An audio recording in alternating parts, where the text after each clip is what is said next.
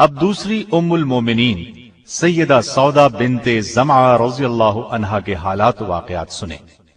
آپ کا نام سودا تھا، والد کا نام زمعہ بن قیس اور والدہ کا نام شموس بنت قیس تھا۔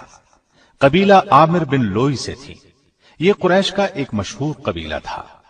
آپ کی کنیت ام الاسود تھی۔ نبی اکرم صلی اللہ علیہ وسلم کے عقد میں آنے سے پہلے سکران بن عمر عامری کے نکاح میں تھی۔ سکران ان کے والد کے چچا زاد بھائی تھے۔ ابتدا ہی میں مسلمان ہوئی۔ ان کے شوہر نے بھی اسلام قبول کیا۔ حبشہ کی پہلی ہجرت کے وقت بھی دونوں مکے میں رہ کر کفار کی سختیاں برداشت کرتے رہے۔ کفار کا ظلم حد سے بڑھا تو حبشہ کی طرف دوسری ہجرت میں یہ دونوں بھی شریک تھے۔ کئی برس گزرنے پر جب یہ مکہ آئے تو سکران انتقال کر گئے۔ سکران کے انتقال کے بعد رسول اللہ صلی اللہ علیہ وسلم نے ان سے نکاح فرمایا۔ سیدہ خدیجہ رضی اللہ عنہا کے بعد آپ صلی اللہ علیہ وسلم نے دوسرا نکاح انہی سے کیا، اور یہ ایسے ہوا کہ سیدہ خدیجہ کی وفات کے بعد آپ بہت غمگین تھے، اس لیے کہ وہ ہر مشکل میں آپ کی غمگسار تھی۔ آپ صلی اللہ علیہ وسلم کی حالت دیکھ کر عثمان بن مظعون رضی اللہ عنہ کی اہلیہ سیدہ خولہ بنت حکیم رضی اللہ عنہا نے آپ کی خدمت میں حاضر ہو کر عرض کیا، اے اللہ کے رسول صلی اللہ علیہ وسلم، کیا آپ کو ایک مونس اور غمگسار ساتھی کی ضرورت ہے؟ آپ نے فرمایا ہاں۔ اس پر وہ سیدہ سودا رضی اللہ عنہا اور ان کے والد کے پاس گئیں اور ان سے کہا، اللہ تعالیٰ نے آپ پر خیر و برکت کے دروازے کھول دیے ہیں۔ انہوں نے پوچھا وہ کیسے؟ سیدہ خولہ نے کہا، مجھے رسول اللہ صلی اللہ علیہ وسلم نے آپ کی طرف بھیجا ہے۔ میں آپ صلی اللہ علیہ وسلم کی طرف سے شادی کا پیغام لائی ہوں۔ سیدہ سودا رضی اللہ عنہا نے فرمایا، مجھے منظور ہے، لیکن آپ میرے والد سے بات کر لیں۔ جب ان سے بات ہوئی تو انہوں نے بھی کوئی اعتراض نہ کیا۔ اس طرح یہ نکاح ہوا۔ 400 درہم حق مہر مقرر ہوا۔ یہاں میں یہ وضاحت کر دوں، بعض علماء نے لکھا ہے کہ سیدہ سودا سے پہلے آپ صلی اللہ علیہ وسلم نے سیدہ عائشہ رضی اللہ عنہا سے نکاح کیا تھا۔ حافظ ابن کثیر نے اسی کو صحیح کہا ہے، لیکن بہت سے دوسرے مورخین اور علماء کا قول ہے کہ دوسرا نکاح سیدہ سودا رضی اللہ عنہا سے ہوا تھا۔ سیدہ سودا رضی اللہ عنہا کے مکمل حالات کتابوں میں زیادہ نہیں ملتے۔ نبوت کے 13ویں سال نبی کریم صلی اللہ علیہ وسلم نے ہجرت فرمائی اور مدینے تشریف لے گئے۔ وہاں سے آپ نے زید بن حارثہ رضی اللہ عنہ کو مکہ مکرمہ بھیجا تاکہ وہ سیدہ سودا اور دوسرے اہل خانہ کو مدینے لے آئے۔ ان کے آنے سے پہلے ہی آپ صلی اللہ علیہ وسلم نے ان کے لیے رہائش کا بندوبست کر دیا۔ 10 ہجری میں رسول اللہ صلی اللہ علیہ وسلم نے حج کیا۔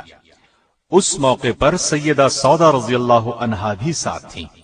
سیدہ چونکہ قدرے بھاری بھرکم تھیں، آہستہ چلتی تھیں، اس لیے انہوں نے نبی کریم صلی اللہ علیہ وسلم سے اجازت چاہی کہ انہیں مزدلفہ کی طرف پہلے روانہ ہونے کی اجازت دی جائے۔ آپ صلی اللہ علیہ وسلم نے اجازت دے دی۔ چنانچہ وہ سب لوگوں سے پہلے ہی مزدلفہ روانہ ہو گئیں۔ انہیں بھیڑ میں چلنے سے تکلیف ہوتی تھی۔ ایک مرتبہ ازواج مطہرات بارگاہ رسالت میں بیٹھی تھیں۔ ایسے میں کسی نے پوچھا، اے اللہ کے رسول صلی اللہ علیہ وسلم، ہم میں سے سب سے پہلے کون مرے گا؟ آپ صلی اللہ علیہ وسلم نے فرمایا، جس کے ہاتھ لمبے ہوں گے۔ ازواج مطہرات نے اس بات کے ظاہری معنی لیے اور آپس میں ہاتھ ناپنے لگی۔ سب سے بڑا اور لمبا ہاتھ سیدہ سودا کا تھا، لیکن جب سب سے پہلے سیدہ زینب رضی اللہ عنہا کا انتقال ہوا تو انہیں معلوم ہوا کہ ہاتھ کی لمبائی سے آپ صلی اللہ علیہ وسلم کا مقصد سخاوت اور فیاضی تھا۔ طبقات ابن سعد کی روایت کے مطابق آپ کا انتقال خلافت امیر معاویہ رضی اللہ عنہ کے دور میں ہوا۔ ایک روایت یہ بھی ہے کہ سیدنا عمر رضی اللہ عنہ کے دور خلافت میں انتقال ہوا۔ آپ کے ہاں آپ کے پہلے خاوند سکران سے ایک فرزند پیدا ہوئے تھے، ان کا نام عبد الرحمن تھا۔ وہ جنگ جلولہ میں شہید ہوئے۔ نبی کریم صلی اللہ علیہ وسلم سے آپ کے ہاں کوئی اولاد نہیں ہوئی۔ آپ سب سے زیادہ دراز قد اور موٹاپے کی طرف مائل تھی۔ कुतुब अहादीस में आपसे सिर्फ 5 अहादीस रिवायत की गई हैं। इनमें से एक सही बुखारी में भी है। आप नबी करीम सल्लल्लाहु अलैहि वसल्लम के अखलाक की जीती जागती तस्वीर थी। इताअत और फरमाबरदारी तो उनमें कूट कूट कर भरी हुई थी। सैयदना अबू हुरैरा रज़ियल्लाहु अन्हु फरमाते हैं कि नबी अकरम सल्लल्लाहु अलैहि वसल्लम ने हज्जतुल वदा के मौके पर तमाम अज़वाज मुतहरात को मुखातिब करके फरमाया, इस हज के बाद अपने घरों में बैठना। चुनाचे सैयदा सौदा और सैयदा ज़ैनब बिन्त जहश ने इस हुक्म की निहायत सख्ती से तामील की। सैयदा सौदा रज़ियल्लाहु अन्हा ने तो इस फरमान पर इस शिद्दत के साथ अमल किया कि कभी हज पर भी न गई। फरमाया करती थी, मैं हज और उम्रा दोनों कर चुकी हूं और अब रसूलुल्लाह सल्लल्लाहु अलैहि वसल्लम के हुक्म के मुताबिक घर से न निकलूंगी। सैयदा सौदा रज़ियल्लाहु अन्हा हद दर्जे सखी थी। इस सिफ्त में भी आपका खास मकाम है। दिरहम और दीनार से उन्हें कोई मोहब्बत नहीं थी, अल्लाह के रास्ते में खर्च कर देती थी। एक मर्तबा सैयदना उमर रज़ियल्लाहु अन्हु ने सैयदा की खिदमत में दिरहमों की भरी एक थैली भेजी। लाने वाले से पूछा, इसमें क्या है? उन्होंने बताया, दिरहम है। फरमाया, खजूरों की तरह अब दिरहम भी थैली में भेजे जाने लगे हैं। ये कहकर तमाम के तमाम तकसीम कर दिए। आपने नबी करीम सल्लल्लाहु अलैहि वसल्लम से अलग होने के खौफ से अपनी बारी आयशा सिद्दीका रज़ियल्लाहु अन्हा को दे दी।